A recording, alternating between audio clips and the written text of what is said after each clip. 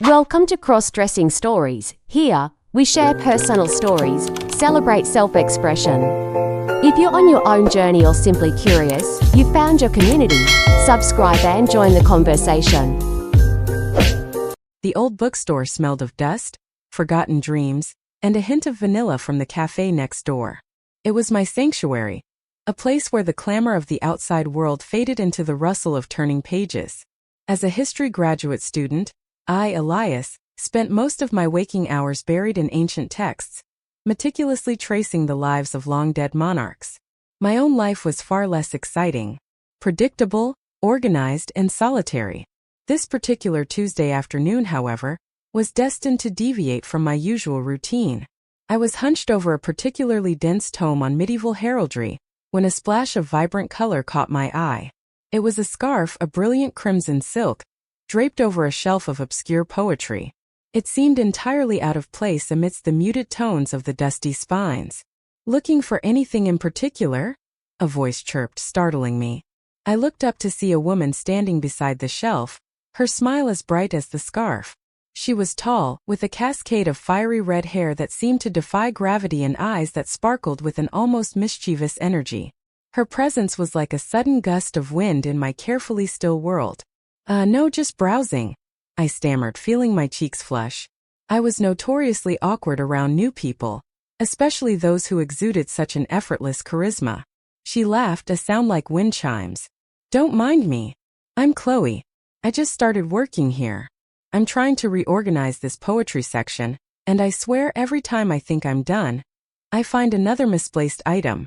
She gestured to the crimson scarf. "This beauty, for example. Definitely not medieval sonnets." "Elias," I managed, extending a hand that felt suddenly clumsy. "Nice to meet you."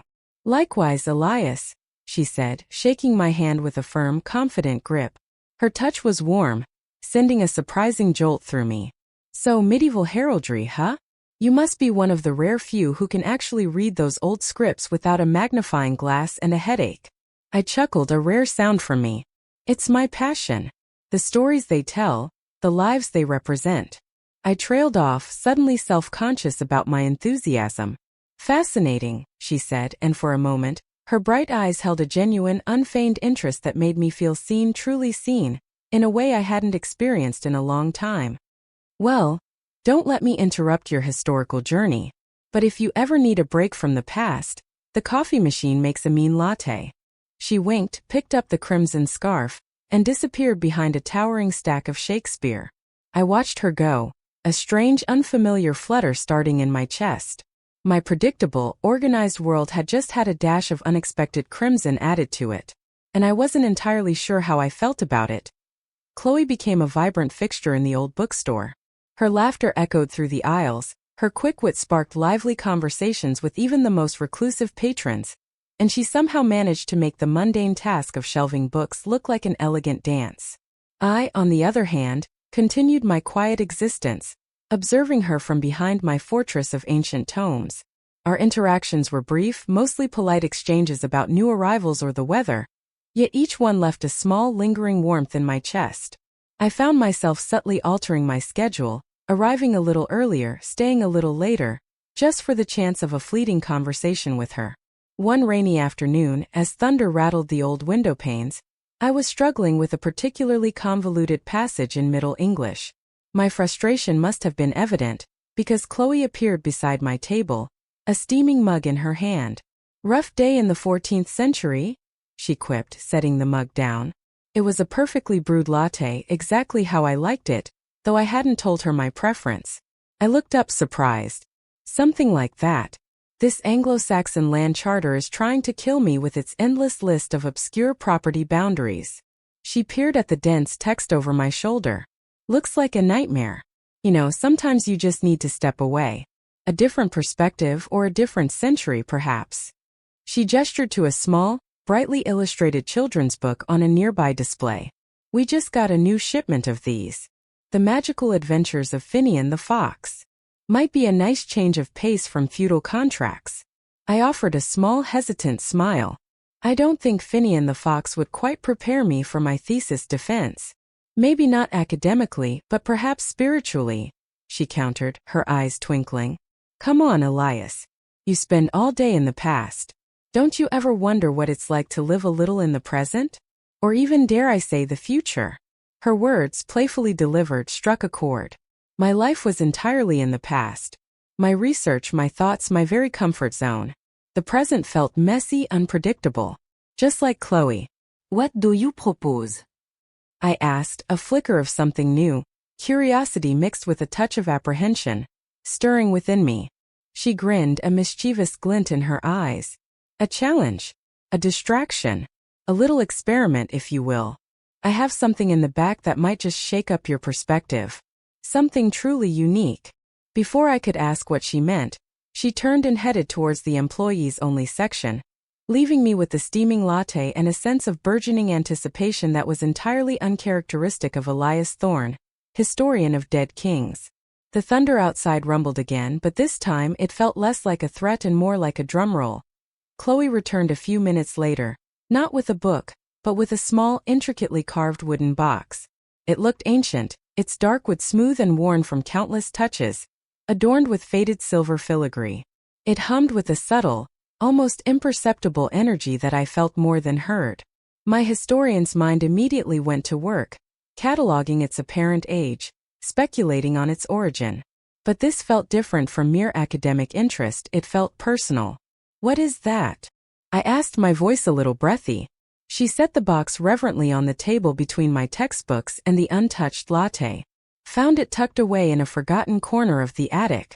The previous owner, old Mr. Abernathy, used to say it was a family heirloom, something passed down for generations. She opened the lid with a gentle click, revealing not jewels or ancient scrolls, but a single exquisitely crafted silver locket nestled on a bed of dark velvet. The locket itself was a marvel.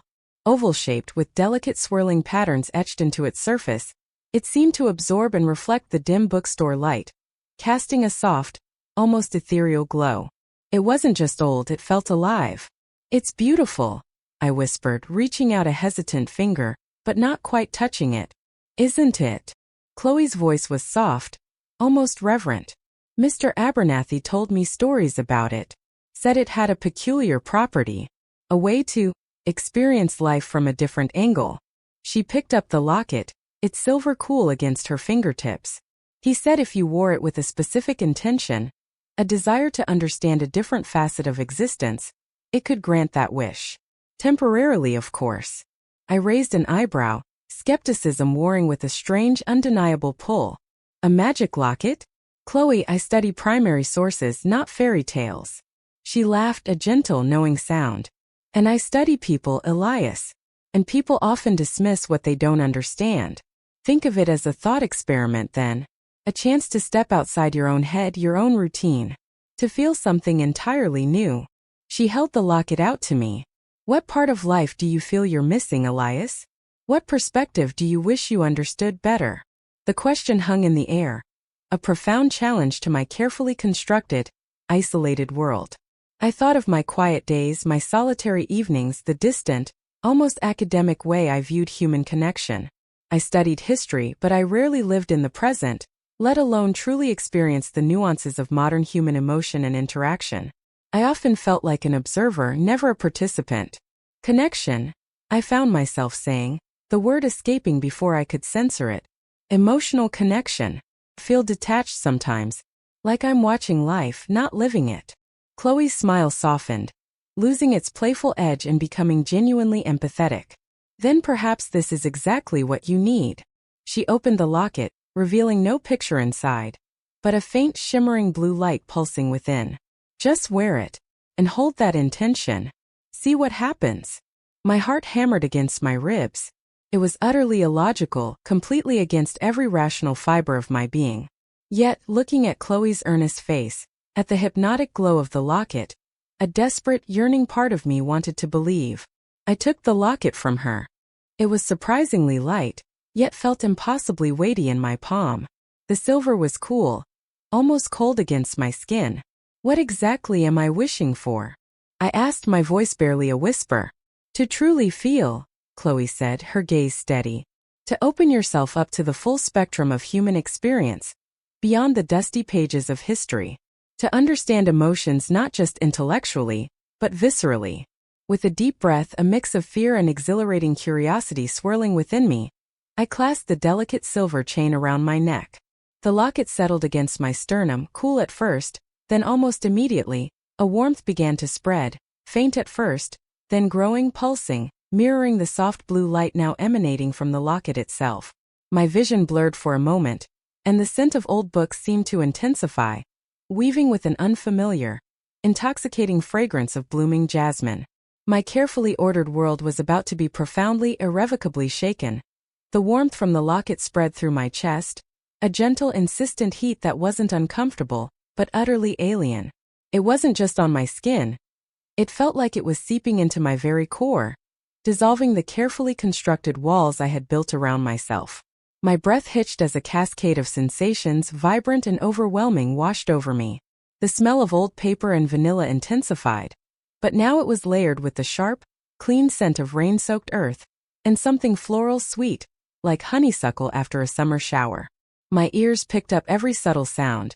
The distant murmur of traffic outside, the rhythmic ticking of the grandfather clock in the corner, the soft whisper of Chloe's breathing beside me. It was as if a filter had been removed, and the world was suddenly shouting with sensation. I clutched at the edge of the table, feeling a wave of dizziness. What is happening? I stammered, my voice sounding strangely high-pitched, almost unfamiliar. Chloe's eyes were wide, a look of profound awe on her face. "It's working," she whispered, her voice barely audible over the sudden symphony of my heightened senses. You're changing, Elias." I looked down, my heart pounding a frantic rhythm against my ribs, a rhythm that echoed the vibrant pulse of the locket. My hands, which moments ago had been pale and scholarly, now seemed different. Smaller. More slender. The coarse hair on my knuckles seemed to recede, and the skin grew impossibly smooth. I flexed my fingers, marveling at the delicate shift in their form, the subtle lengthening of my nails. The change wasn't just superficial. I felt a subtle restructuring deep within. My shoulders, usually broad and slightly hunched from years over books, seemed to narrow, pulling inward. A strange lightness spread through my limbs, replacing the familiar, almost ponderous weight of my male body. My Adam's apple felt like it was dissolving, and I swallowed, the motion feeling different, smoother, almost delicate. My voice, I tried to speak again, but the sound that emerged was a soft, melodious alto, light and airy, utterly foreign to my ears. It was a girl's voice, a beautiful one, but undeniably not mine. Panic, cold and sharp, threatened to overwhelm the influx of new sensations. This wasn't just a perspective shift. This was a physical metamorphosis.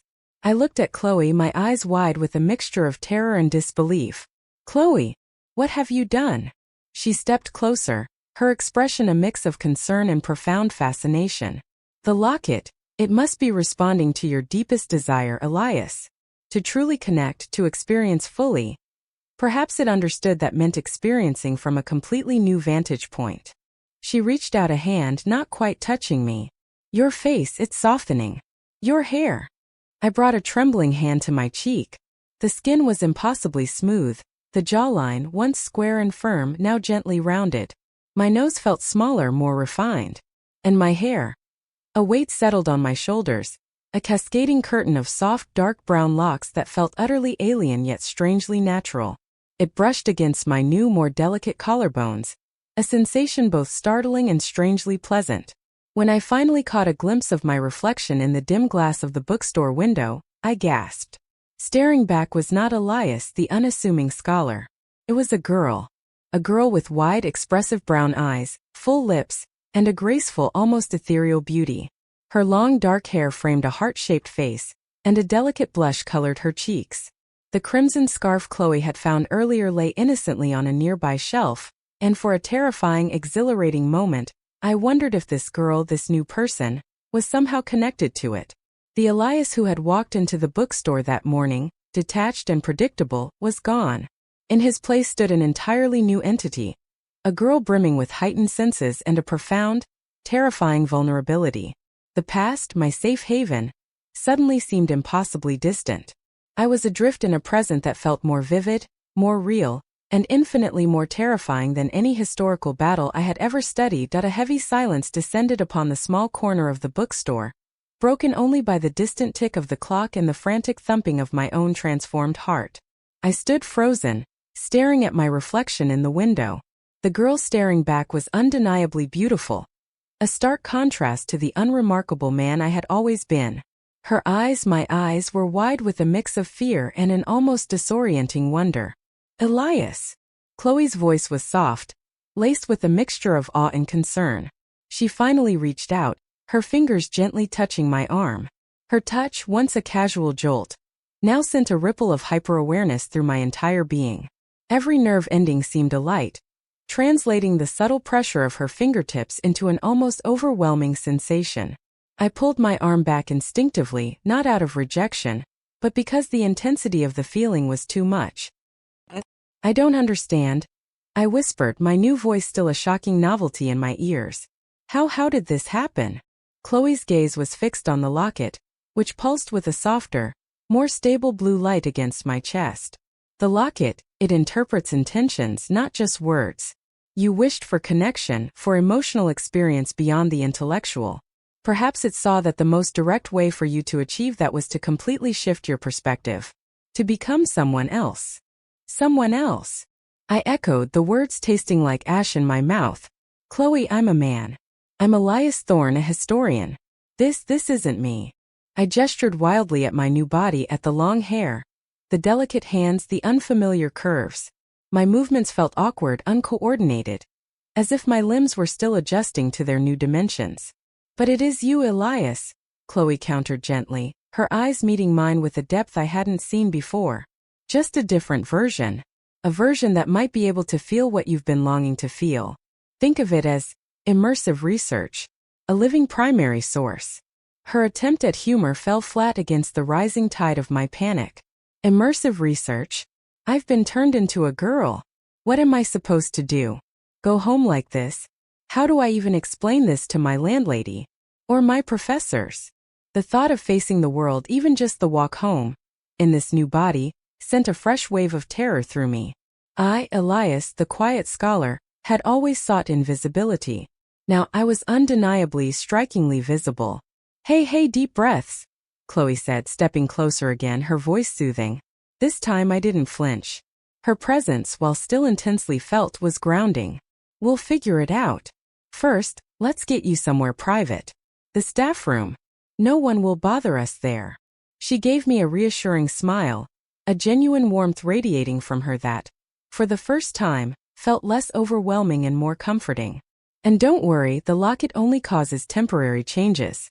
Mr. Abernathy was very clear about that. There must be a way to revert.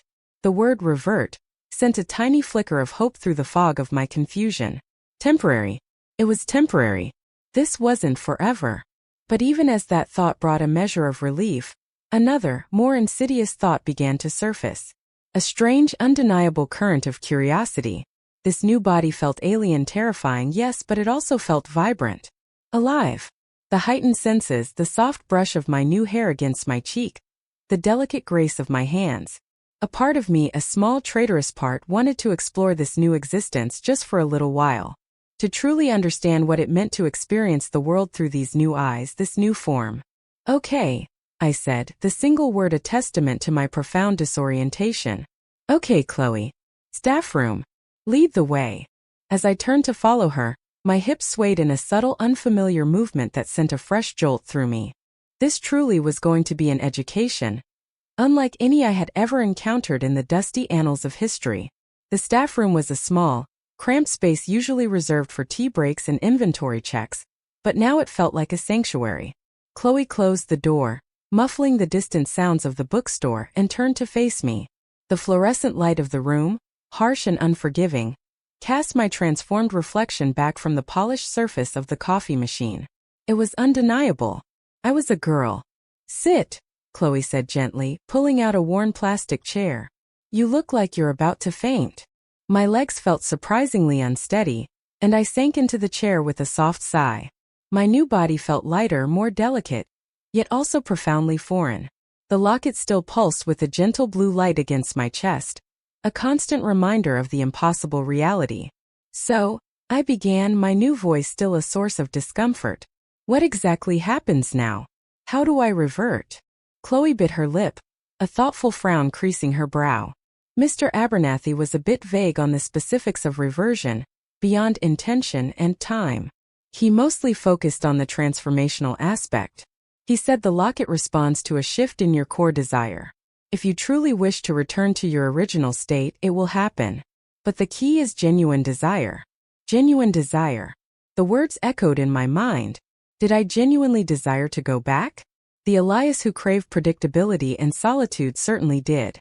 But the new sensory-overloaded version of me, the one who was now hyper-aware of every subtle detail of the world, felt a strange pull towards this new experience.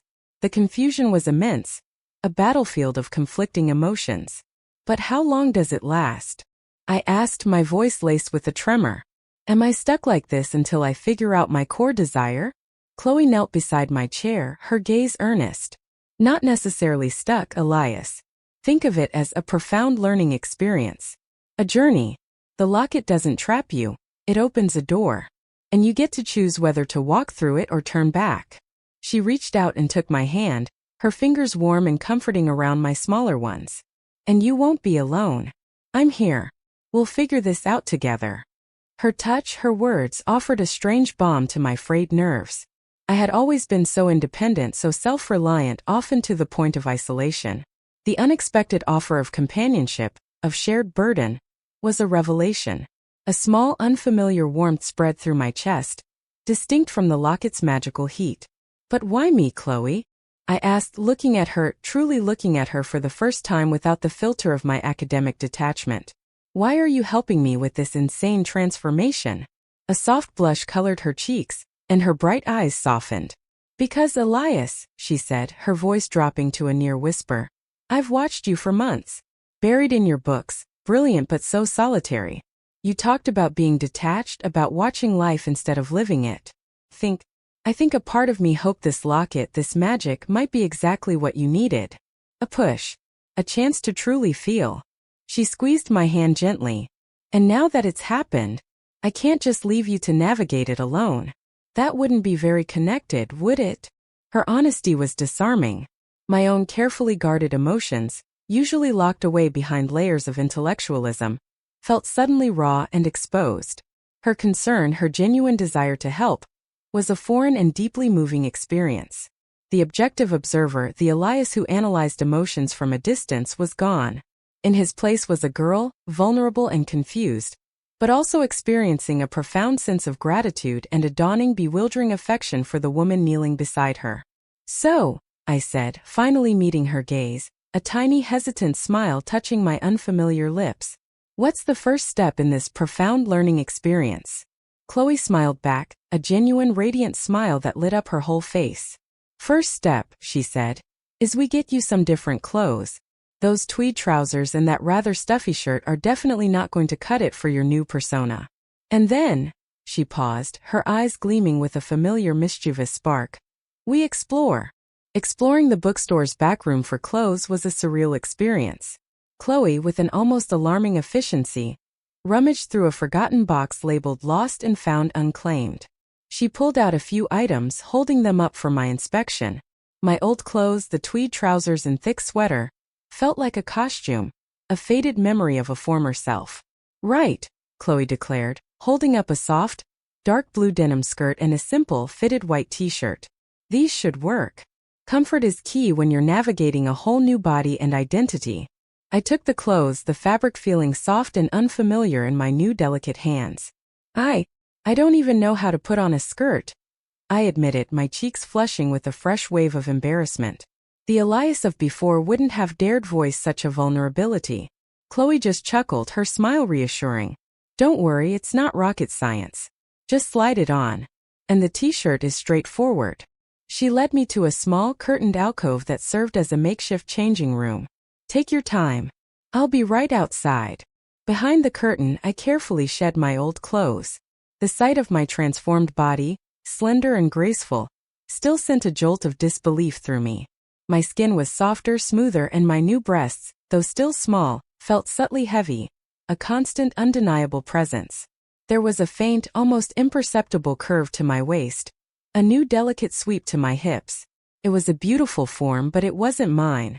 Or rather, it wasn't the mine I had known for 30 years. I awkwardly pulled on the skirt. The denim felt strange against my skin, the hem brushing my knees in a way my trousers never had.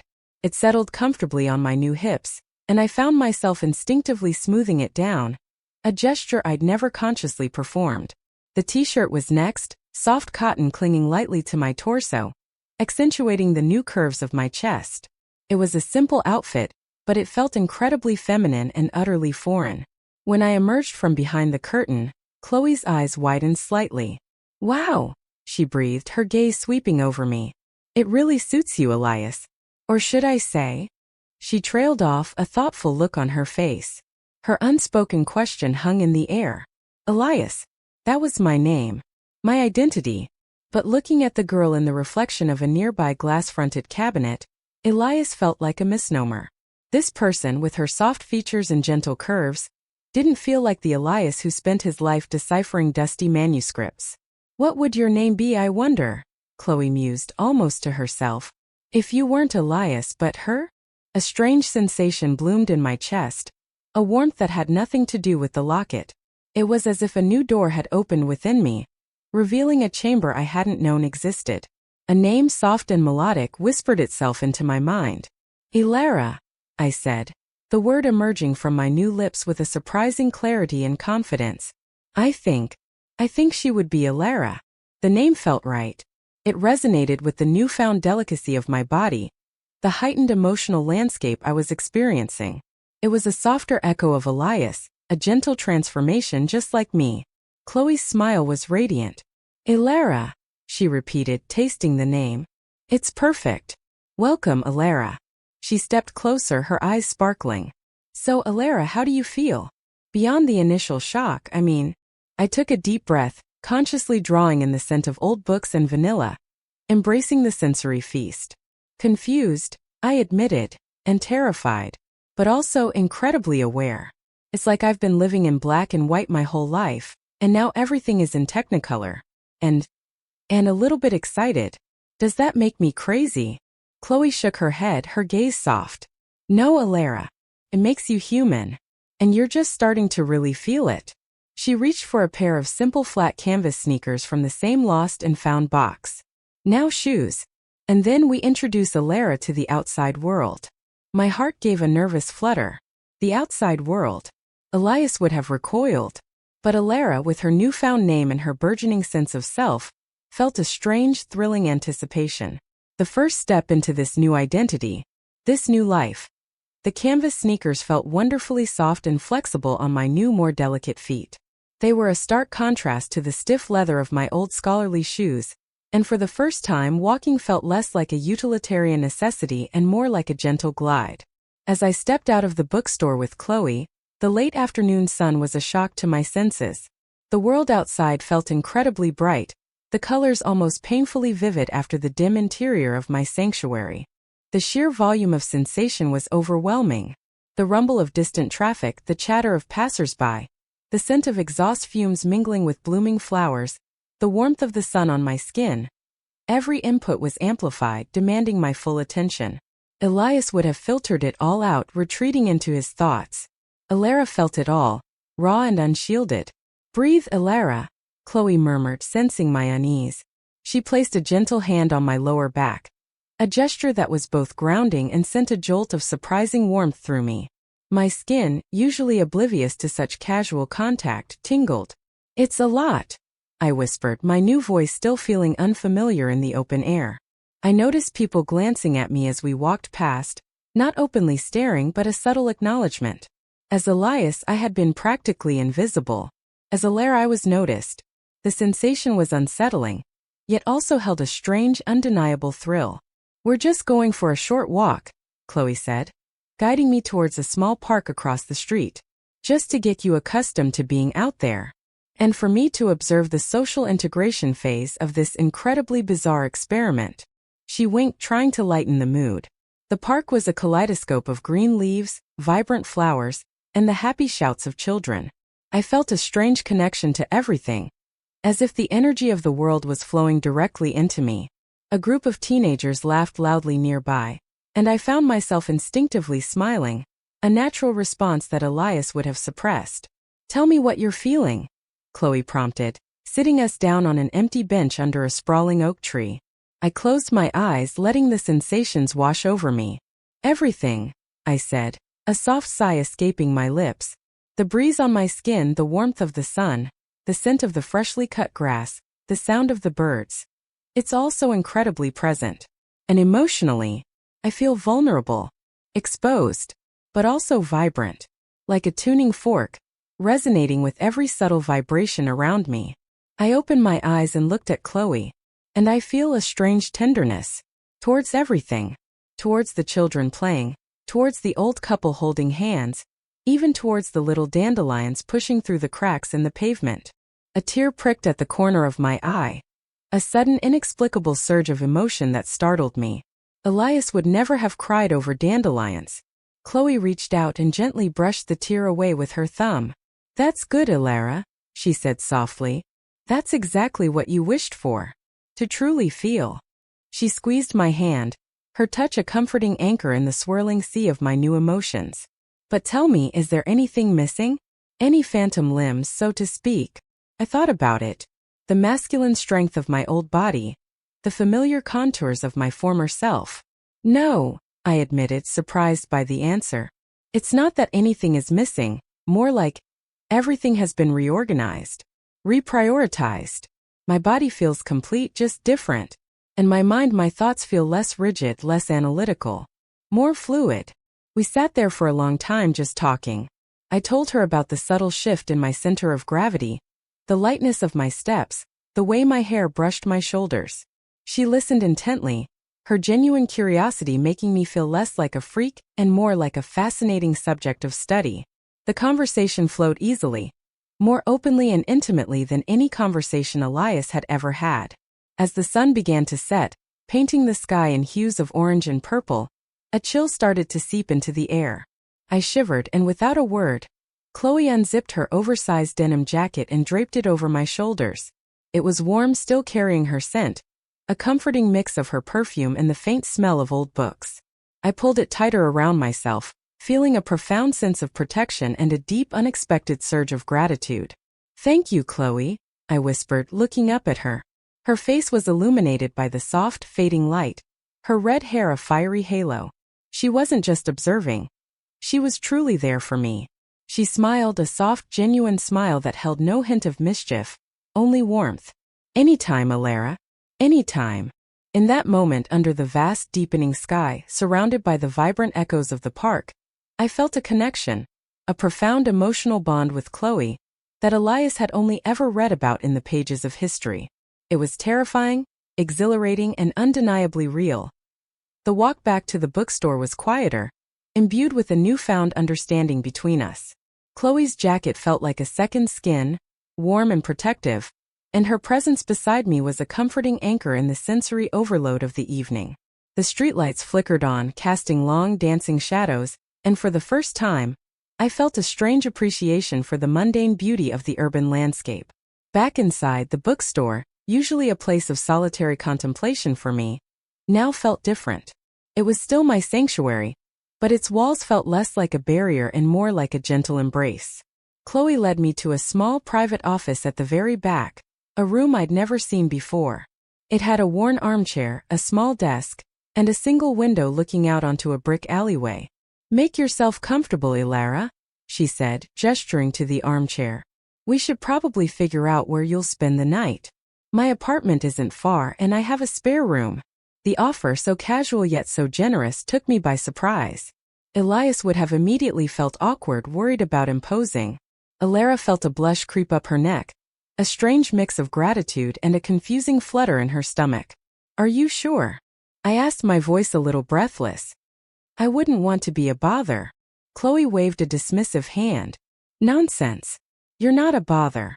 You're an unprecedented historical event currently residing in my bookstore. I can't just send you out into the night like this." Her eyes sparkled with a hint of her usual mischief. Besides, I'm dying to hear more about the Technicolor experience. I sank into the armchair, its plush softness a welcome comfort. The locket on my chest continued its gentle blue glow, a subtle pulse that seemed to synchronize with my own heartbeat. It's not just the senses, Chloe, I began, finding it easier to articulate my feelings to her now. It's the emotions. They're closer, more immediate. As Elias, I could analyze my feelings, label them, intellectualize them. But as Elara, I feel them. Like they're bubbling right up to the surface without a moment's notice. I thought back to the tear in the park, the sudden tenderness for dandelions. It's like my emotional capacity has quadrupled. And it's exhausting but also exhilarating. Every subtle nuance, every shift in mood around me, I feel it. Like an emotional sponge. Chloe listened intently, her chin resting on her hand. That makes sense, she mused. If the locket is about connection, then what's more connected than being completely open to the emotional currents of the world? It's intense, isn't it? I nodded, a soft sigh escaping my lips. Incredibly. It's like my defenses are down. My filters are gone. Elias was guarded. Elara feels exposed. The word carried a vulnerability I hadn't known I possessed. Exposed doesn't have to mean weak, Elara, Chloe said gently, her eyes meeting mine. It can mean honest, authentic. Sometimes the most powerful connections come from being truly open. She paused, then added, You know, Mr. Abernathy said the locket also amplifies desires. Not just to feel but to act on those feelings. To seek out what truly resonates with you. Her words sent a strange ripple through me. Amplified desires. What desires lay buried beneath Elias's scholarly detachment? What was Elara truly longing for? The thought was both terrifying and incredibly compelling. My gaze drifted to Chloe, her fiery red hair catching the dim light. Her empathetic eyes fixed on me. A new unfamiliar desire, warm and insistent, began to stir within me. A silent hum beneath the locket's pulse. It was a desire for connection, yes, but also for closeness, for understanding, for intimacy. A longing for her. The realization hit me with the force of a physical blow. Elias, the detached scholar, had rarely felt anything beyond academic admiration. Elara felt a blush spread across her cheeks, a heat that had nothing to do with the locket. This was a completely new, profound emotional landscape, and it was pointed squarely at Chloe. I managed to say, my voice a whisper. I think this experiment is far more complicated than either of us anticipated. Chloe smiled, a soft, knowing smile that made my heart do a strange little flip-flop. Oh, Elara, she said, her voice gentle. This is just the beginning. Chloe's apartment was a charming, slightly cluttered space above a quiet cafe, filled with plants, books, and an eclectic mix of art. It smelled of coffee, old paperbacks, and something subtly floral. A stark contrast to my own Spartan academic dorm room. The spare room she offered me was small but cozy, with a comfortable bed and a window overlooking a bustling, yet somehow peaceful street. Make yourself at home, Chloe said, setting down a pile of fresh towels on the bed. I'll grab us some dinner from the cafe downstairs. Anything you're craving. Anything that isn't medieval hardtack, I replied, a small genuine smile touching my lips. The lightness in my voice felt new, and surprisingly natural. While she was gone, I explored the room, tracing the spines of the books on the small shelf, admiring a vibrant watercolor painting on the wall. The locket still pulsed against my chest, a constant, gentle thrum, reminding me of my new reality. I caught my reflection in the dark glass of the window. Elara, standing in Chloe's apartment, an unexpected guest in an unexpected life. The vulnerability I felt was still there, but it was now tempered with a growing sense of wonder and a strange kind of peace. When Chloe returned with 2 steaming bowls of pasta, the aroma filled the small apartment, awakening a new kind of hunger within me. We ate at a small round table in her living room, talking easily. I found myself sharing details about my studies, my quiet life, things I rarely discussed with anyone. And Chloe in turn spoke of her dreams of opening her own art gallery, her passion for obscure poetry, her quirky love for vintage board games. The conversation flowed effortlessly, a natural exchange that Elias would have struggled to maintain. There was no awkwardness, no forced polite laughter, just genuine connection. With every word, every shared smile, the desire for Chloe, The one that had bloomed so suddenly in the bookstore intensified. It was a soft, persistent ache in my chest, a yearning that was both beautiful and terrifying. "You know," Chloe said, wiping a bit of sauce from her lip with a napkin, "you really do seem lighter, Elara. More open. It's nice to see." My cheeks flushed. It feels freeing. And terrifying. Like I'm experiencing everything for the first time. I paused, then confessed. "My emotions feel so vivid. And sometimes they overwhelm me." "That's okay," she said, her voice gentle. "It's a lot to take in. Just let yourself feel them. Don't try to analyze them like you would a historical document." Her eyes met mine, holding a warmth that made my heart flutter. "And remember, I'm here. You don't have to navigate this alone." Her words were a comfort, a permission to simply be. The intellectual distance that Elias always maintained was impossible for Elara. I was a vessel of raw, unfettered emotion, and Chloe's acceptance of that felt like a lifeline. After dinner, Chloe suggested a movie. We curled up on her worn, comfortable sofa, a thick blanket draped over us. She chose a whimsical animated film, something Elias would have dismissed as frivolous. But as Elara, I found myself completely captivated, laughing at the silly jokes and feeling a pang of genuine sadness during the emotional moments. Luke's hand, resting casually near mine on the blanket, felt like an electric current. I was acutely aware of the warmth radiating from her, the soft rise and fall of her chest beside me. The desire intensified, becoming a quiet hum beneath the surface of my awareness. When the credits rolled and the apartment fell silent save for the hum of the refrigerator, Chloe turned to me, her face soft in the dim light from the screen. "Feeling any closer to a decision about reversion?" she asked, her voice low. The question was a cold splash of reality. Reversion. Going back to Elias. The thought brought with it a profound sense of loss, a chilling emptiness. I had only been Elara for a matter of hours, yet the idea of losing this vibrant, feeling self felt like a kind of death. I looked at Chloe, her kind, empathetic eyes holding mine. And for the first time the desire was not just for connection, but for something more specific, more intimate. To stay. To truly explore what this new self, this Elara, could be, especially with Chloe by my side. I don't know," I whispered, the words barely audible. "I don't think I want to go back." "Not yet." Chloe's smile softened, a knowing warmth in her eyes. She reached out, her fingers gently brushing a stray strand of hair from my face. Her touch was feather-light, yet it sent shivers down my spine. "Then don't," she said, her voice a soft caress. "Let's see what tomorrow brings, Elara." In that moment, nestled beside Chloe, wrapped in her blanket, the line between Elias and Elara blurred into non-existence.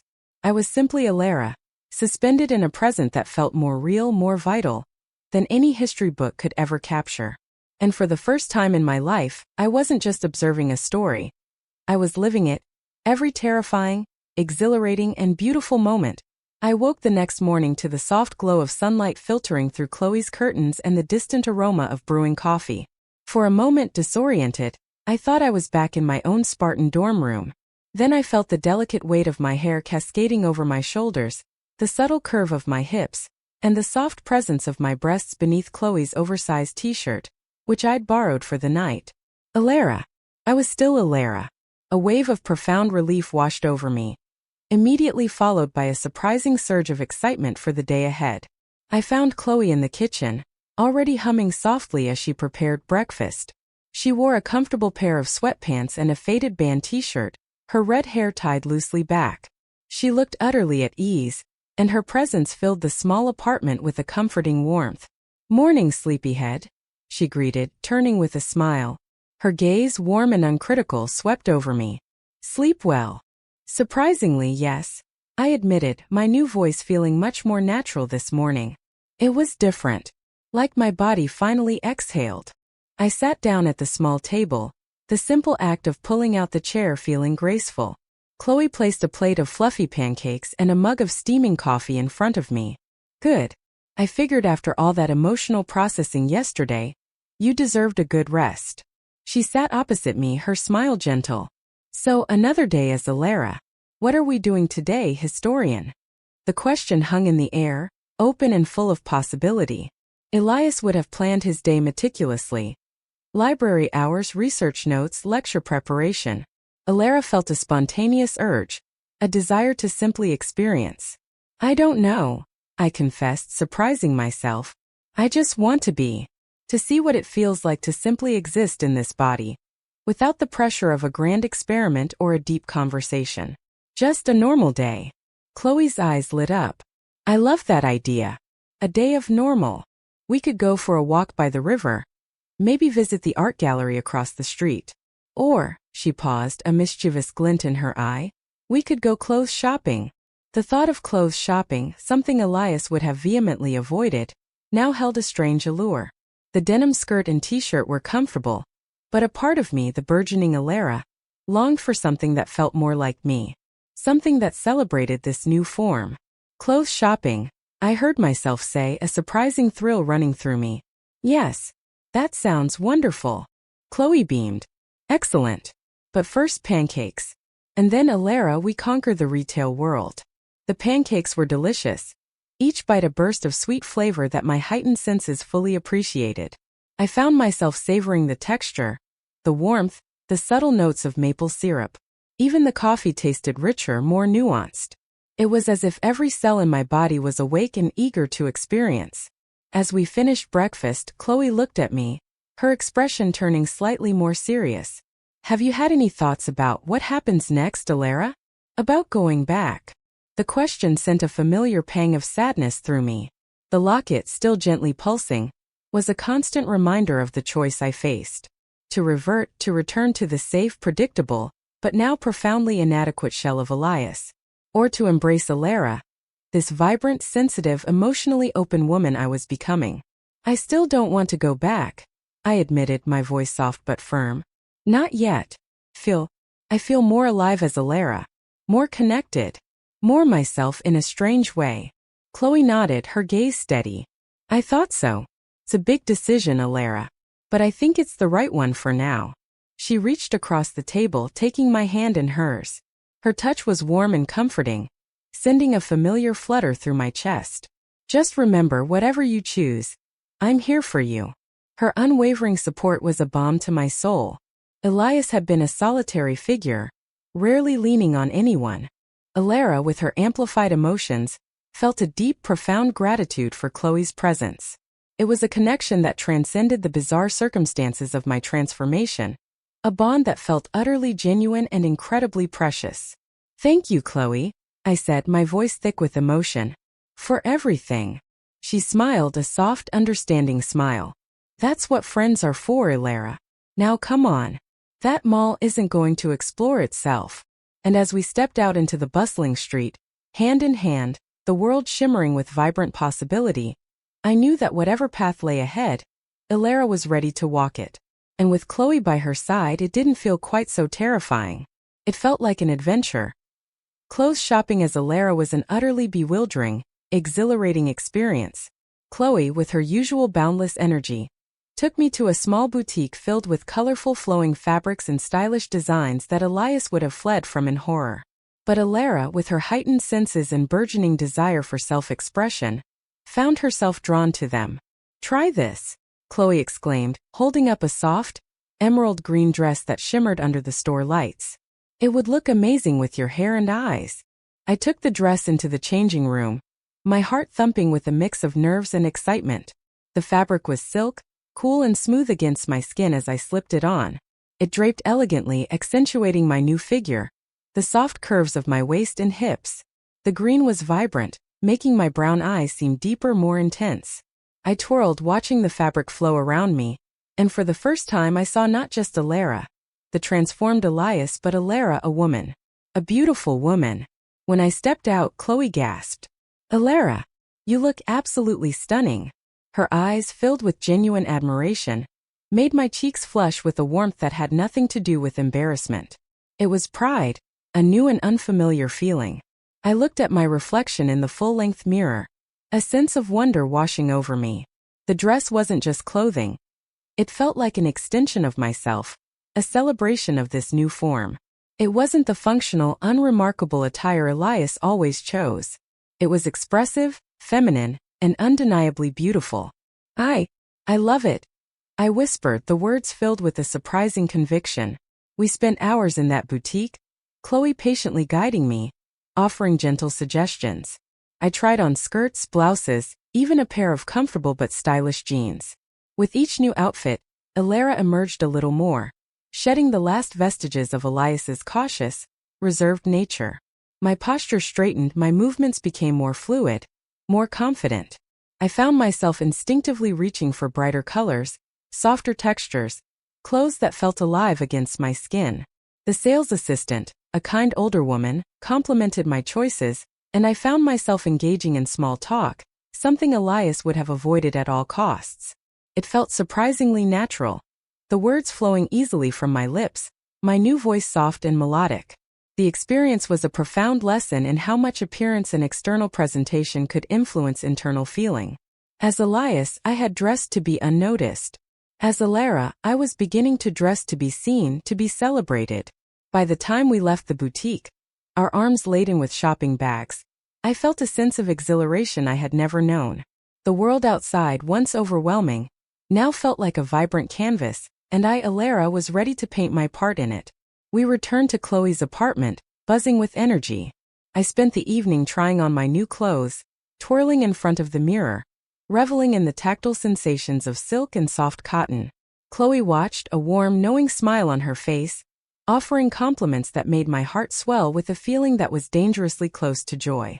As the day drew to a close, and the city lights twinkled outside Chloe's window, the conversation turned more serious. We were sitting on her sofa again, the shopping bags scattered around us like colorful trophies. The locket on my chest continued its steady glow, a silent question. You know, Chloe said, her voice soft. Mr. Abernathy also said that sometimes, the locket shows you not just what you're missing, but who you really are deep down.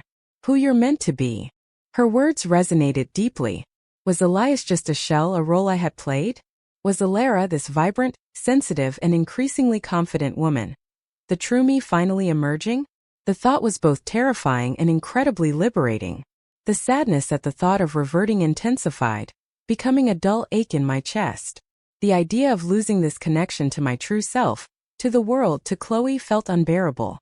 I looked at Chloe, her red hair luminous in the dim light, her eyes gentle and full of understanding.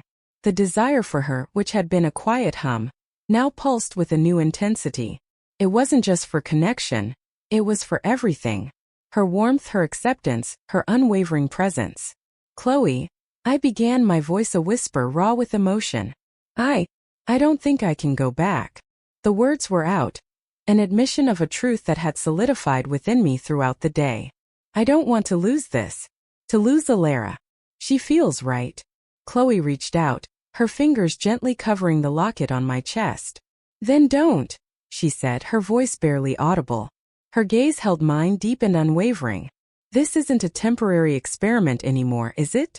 I shook my head, tears pricking at my eyes, not of sadness, but of a profound, overwhelming clarity. No, I said, a soft sob escaping my lips. It's not. In that moment, a profound shift occurred. The blue light from the locket intensified, then softened, settling into a steady, warm glow. It felt less like a magical artifact and more like an extension of my own beating heart. The transformation, I realized, was complete. Elias was gone. Elara was here. And for the first time in my life, I felt truly, wholly, irrevocably myself. The next few weeks were a whirlwind of new experiences, a vibrant blur that solidified Elara's existence. The transition wasn't without its challenges. There were awkward moments, like learning to navigate public restrooms or adapting to the subtle nuances of female social interaction. But with Chloe by my side, every stumble became a learning opportunity, every moment of confusion a shared laugh. Chloe, true to her word, was an unwavering anchor.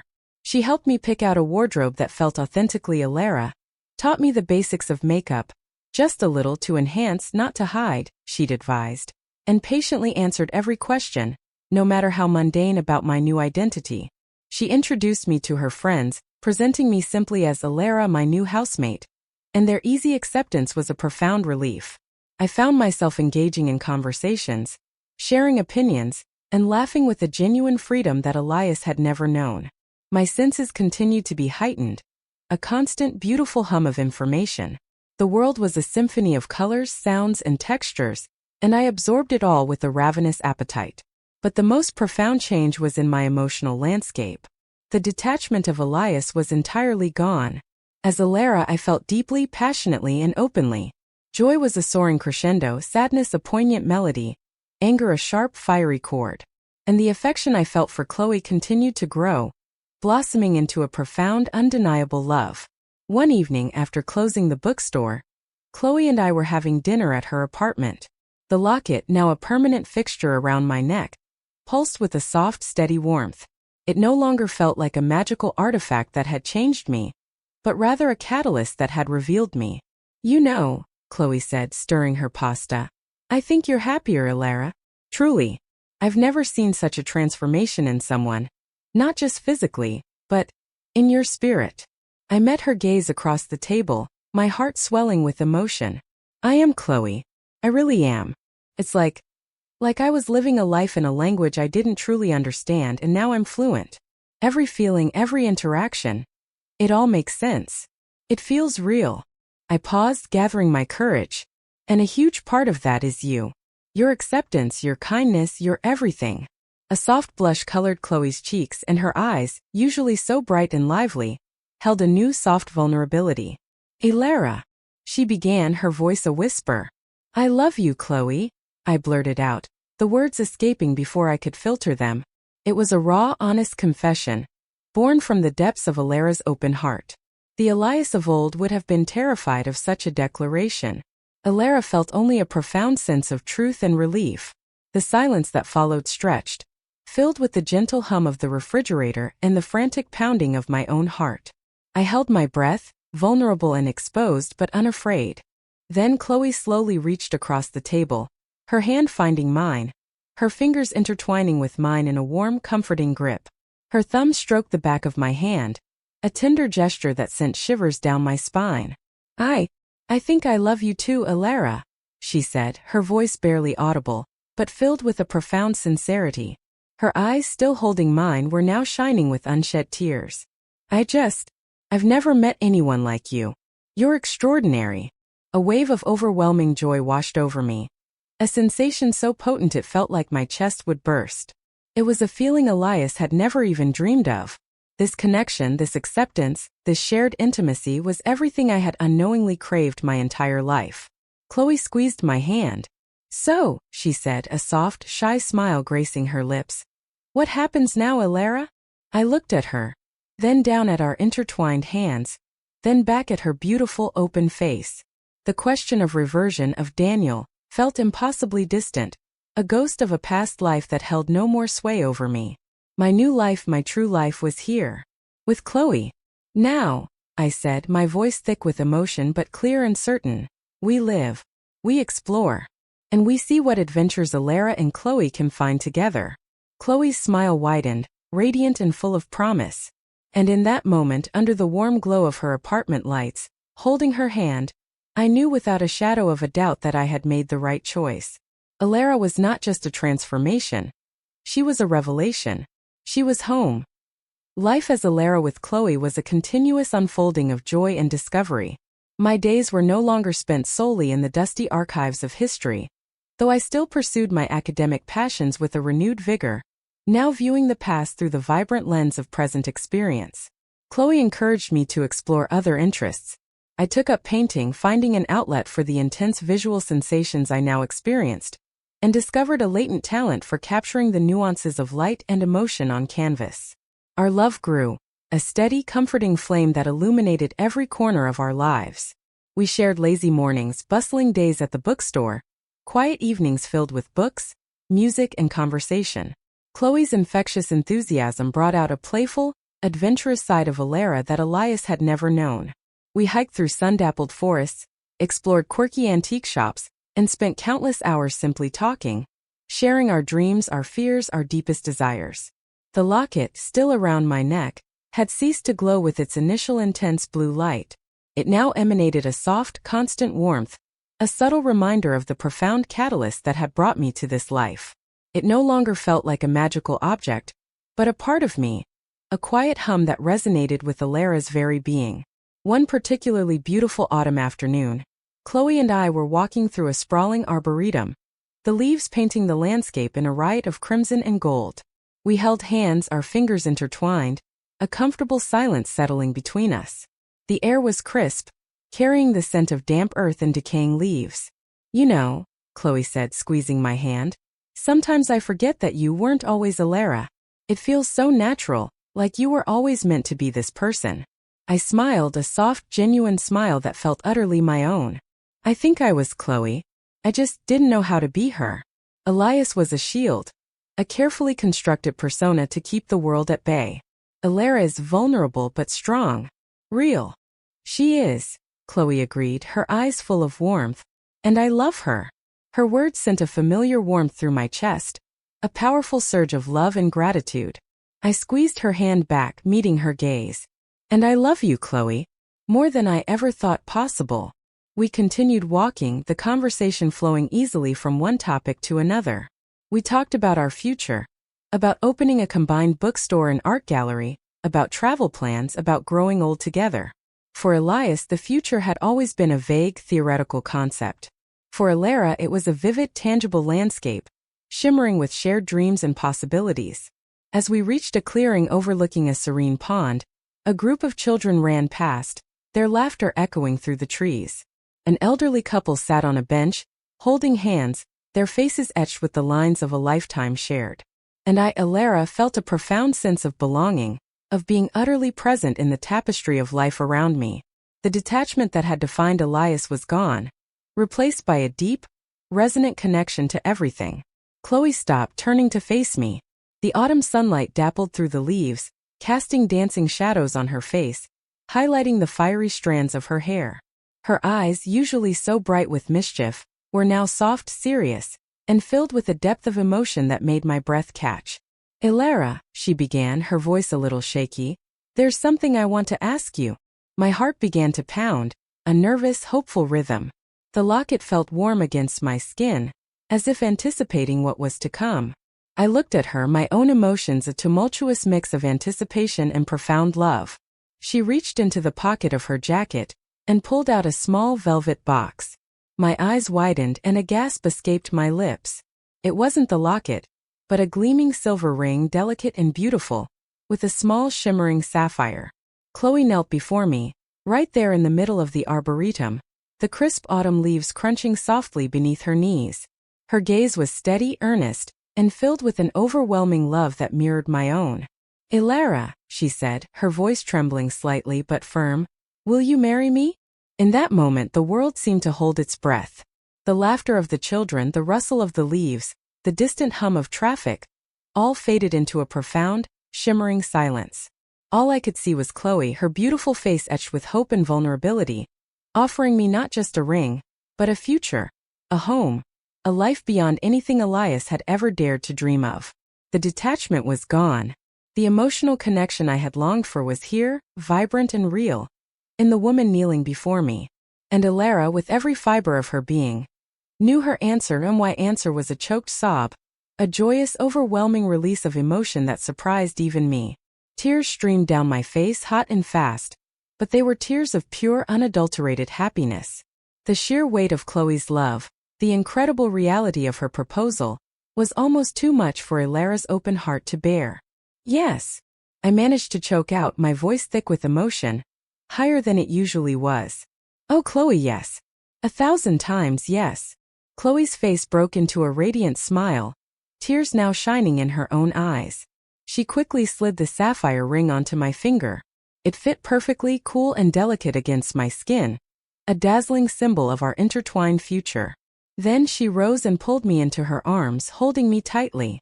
I buried my face in her shoulder, inhaling her familiar scent, a comforting mix of coffee, books, and her own unique warmth. Her embrace felt like coming home, a safe harbor in the beautiful, tumultuous sea of my new life. I love you so much, Elara, she whispered, her voice muffled against my hair. I love you too, Chloe, I whispered back, my voice still trembling. More than words can say. We stood there for a long time, simply holding each other, surrounded by the golden hues of autumn, oblivious to the few curious glances from passers-by. For Elias, such a public display of emotion would have been unthinkable. For Elara, it was the most natural, most authentic thing in the world. Every touch, every whispered word, every shared breath was imbued with a depth of feeling I had once only studied in the abstract. The engagement was met with delight by Chloe's friends, who had quickly become my own. They celebrated with us, their genuine joy adding another layer of warmth to Elara's already overflowing heart. I even called my parents, a conversation Elias would have dreaded, but as Elara, I felt a strange calm. I didn't delve into the specifics of my transformation, but simply explained that I had found myself and was now engaged to an incredible woman. Their initial confusion gave way to cautious acceptance and a promise to visit, a step towards a new kind of family connection. The wedding planning was a joyful blur. We decided on a small, intimate ceremony at the Arboretum where Chloe had proposed, a nod to the beauty and natural unfolding of our love. I found a simple, elegant white dress that felt perfectly Elara, flowing and graceful.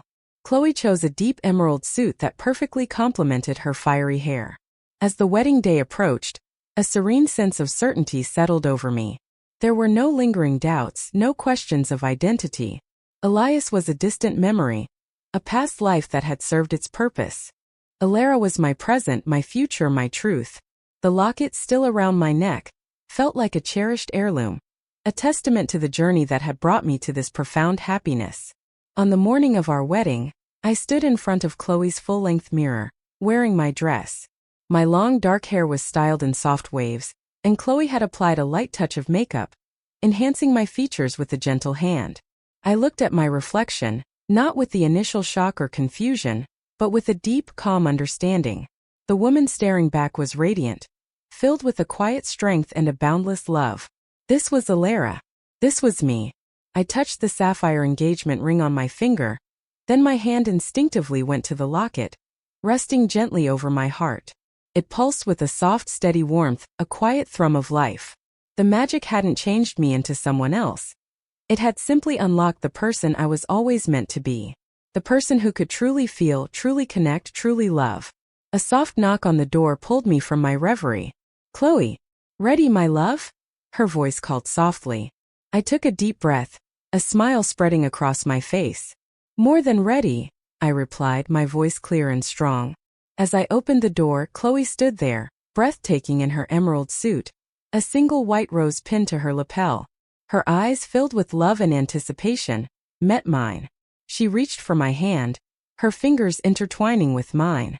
And as we walked out, hand in hand towards the golden autumn light of our future, Elara felt a profound sense of peace. The journey was complete, the true self was found, and a life vibrant and full of love was just beginning. The wedding was everything I had dreamed of and more. Under the sprawling branches of the ancient oak tree in the Arboretum, surrounded by our dearest friends, Chloe and I exchanged vows. The autumn leaves danced around us like confetti, and the crisp air was filled with the scent of pine and happiness. As Chloe looked into my eyes and declared her love, Elara's heart swelled, overflowing with a feeling so pure and powerful, it felt like liquid light. "I, Elara, take you, Chloe, to be my wife," I said, my voice clear and unwavering, though tears blurred my vision. "My partner, my confidant, my greatest adventure. I promise to love you fiercely, openly, and without reservation, for all the days of my life." Chloe's vows were equally heartfelt, pledging a lifetime of laughter, support, and unwavering devotion. When she finally slipped the simple gold band onto my finger, next to the sapphire engagement ring, a profound sense of completeness settled over me. We were married. We were one. The reception was a joyful affair, held in the bookstore's newly renovated cafe, now adorned with fairy lights and vibrant flowers. Music played softly, and the aroma of coffee, cake, and blooming jasmine filled the air. I danced with Chloe, my body moving with a natural grace I had never possessed as Elias, my head light with happiness and love. My new life, my true self, was celebrated in every smile, every hug, every shared moment. Later that evening, after the last guest had departed and the bookstore was quiet once more, Chloe and I walked hand in hand through the silent aisles. The faint scent of old books mingled with the lingering sweetness of the wedding cake, a perfect blend of my past and present. The locket still rested against my chest, a warm, reassuring presence. "Happy, Mrs. Thorne?" Chloe teased gently, her voice soft in the stillness. I leaned my head on her shoulder, a contented sigh escaping my lips. More than words can say, Mrs. Thorne. More than I ever thought possible. We reached the small corner where it had all begun, the shelf where the crimson scarf had once lay. I looked at the spot, then at Chloe, my heart full. It's funny, I mused, how one little locket, one seemingly chance encounter, could completely rewrite a life. Chloe squeezed my hand. It wasn't just the locket, Elara. It was you. Your willingness to look beyond what you thought you knew. To be open to something entirely new, even terrifying. The locket was just the key, but you were the one brave enough to walk through the door. Her words resonated deeply. It was true. Elias had been a prisoner of his own making, locked behind walls of intellectual detachment and fear of connection. Elara had found the courage to embrace vulnerability, to truly feel, and in doing so had found herself and a love beyond measure. I reached up, unclasped the locket and held it in my palm. It still pulsed with a soft inner warmth, but its job was done. My intention to connect, to feel, had been fulfilled. It no longer felt like a necessary charm, but a precious memento. What are you doing? Chloe asked, her brow furrowed slightly. I smiled, a soft, confident smile. I'm not Elias anymore, Chloe. I don't need a catalyst to be Elara. She's here. She's me. I leaned in and pressed a soft kiss to the locket, then placed it gently back into the intricately carved wooden box Chloe had found. It's time to let it rest. Its magic is complete. Chloe watched me, her eyes shining with understanding and love. So, what's next for Elara? She asked, her voice filled with quiet anticipation. I took her hand again, my fingers intertwining with hers, the cool gold of our wedding rings touching. Everything, I whispered, meeting her gaze, my eyes sparkling with a newfound joy and limitless possibility. A lifetime of everything with you. And as we walked out of the bookstore hand in hand, stepping into the cool night air, under a sky full of stars, Elara felt utterly whole. The journey from Elias, the detached scholar, to Elara, the loving wife, had been long and extraordinary. But standing beside Chloe, her hand in mine, bathed in the soft glow of our shared future, I knew with every fiber of my being that this was exactly where I was meant to be. This was my true beginning.